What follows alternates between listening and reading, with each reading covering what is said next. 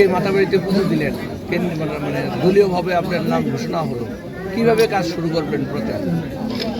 কাজ ভারতীয় জনতা পার্টির কার্যকর্তারা সবসময়ই সংগঠনের কাজ করে। और গণতান্ত্রিক পদ্ধতিতে প্রতি 5 বছরে লোকসভায় ইলেকশন হয়। সেই ইলেকশনে ভারতীয় জনতা পার্টি আমাকে প্রার্থী করেছে পশ্চিম সিট থেকে। আমি ত্রিপুরাকে অতটাই বুঝি যে ত্রিপুরা মানুষ আমাকে পরিচয় দিয়েছে, আমার একটা ব্যক্তিত্ব তৈরি করেছে। শূন্য থেকে ভারতীয় জনতা পার্টি সরকার তৈরি করার ইতিহাস ত্রিপুরার মানুষই তৈরি করেছে। জাতি, ধর্ম, দল, মত নির্বিশেষে 2015 থেকে 2018 পর্যন্ত কঠিন পরিশ্রম করে প্রথম ভারতীয় জনতা পার্টি সরকার ত্রিপুরাতে যখন আসে, তখন কেউ বিশ্বাস ছিল না যে ত্রিপুরাতে ভারতীয় জনতা পার্টি সরকার হতে পারে। তা আমি আশা করি 4 বছর 2 মাস আমি মুখ্যমন্ত্রী নাতে কাজ করেছি। মানুষ কাজের মূল্যায়নে এবং মাননীয় প্রধানমন্ত্রীজি সারা ভারতবর্ষব্যাপী যে কাজ করেছেন তার মূল্যায়ন করবেন।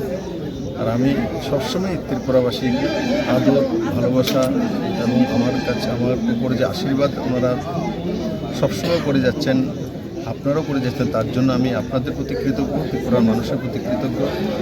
আমি জাতি, ধর্ম, দল, মত, পার্টি উঠে এবারে নির্বাচনে মানুষ তার যে ভোটাধিকার তা প্রয়োগ করবে মাননীয় প্রধানমন্ত্রীকে তৃতীয়বারের মতো প্রধানমন্ত্রী বানানোর জন্য। এটাই আমি শ্রী মায়ের মন্দিরে দাঁড়িয়ে বিশ্বাস করি। কি চাইলেন দাদা মায়ের কাছে? রাজ্যসভা সাংসদ এখন এই পশ্চিম ত্রিপুরা আসনে তুমি লড়াই করছেন, এই ইনিংসটাকে কীভাবে দেখছেন, দ্বিতীয় ইনিংস? দেখুন, রাজনীতিতে সময়ে সময়ে বিভিন্ন দায়িত্ব দেওয়া হয়, দায়িত্বের সঙ্গে সঙ্গে এক্সপিরিয়েন্স হয়।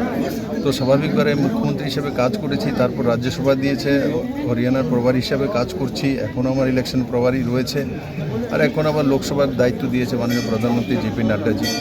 আমি ওনারা যে দায়িত্ব দিয়েছে আমাকে, যে আমাকে বিশ্বাস করে এতগুলো দায়িত্ব ওনারা দিয়েছেন।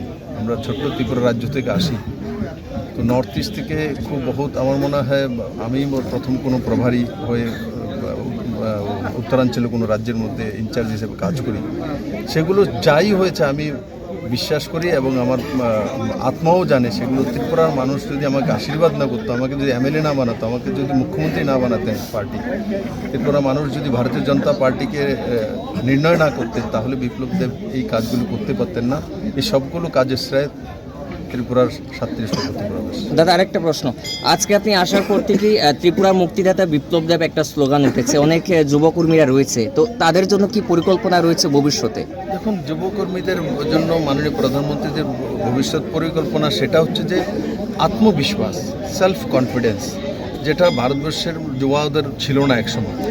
সব ভারত থেকে পালিয়ে অন্য দেশে চলে যেত, কারণ এখানে ভবিষ্যৎ ছিল না। আজকে নরেন্দ্র মোদী ভারতবর্ষে যুবাদের ভবিষ্যৎ তৈরি করে, যুবারা নিজেরাই করতে পারে। আজকে মোবাইল উৎপাদনে ভারত দ্বিতীয় স্থানে আছে দুনিয়ার মধ্যে।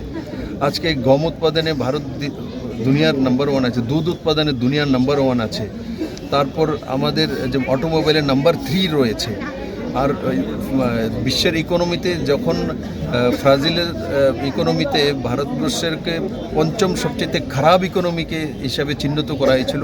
আর 9 বছর মাননীয় প্রধানমন্ত্রীর কার্যকালে আজকে দুনিয়ার সবচেয়ে প্রভাবশালী ইকোনমি, পঞ্চম ইকোনমি হিসাবে ভারতবর্ষ আত্মপ্রকাশ করেছে। তো এগুলো কিসের জন্য করা যায়? নজওয়ানদের করা যায়। আজকে যখন নজওয়ান শুনবে যে আমার দেশ তো 5th ইকোনমি, তো আপনি তার মধ্যে আত্মবিশ্বাস তৈরি হয়। আত্মবিশ্বাস থেকেই মানুষ নিজে নিজে সব কিছু করে। সরকার তো একটা ব্যবস্থা করে, মাত্র আত্মবিশ্বাস তৈরি করে দেওয়া সরকার এবং সরকারের প্রধানের কাজ, যেটা মাননীয় প্রধানমন্ত্রী করে দিয়েছে।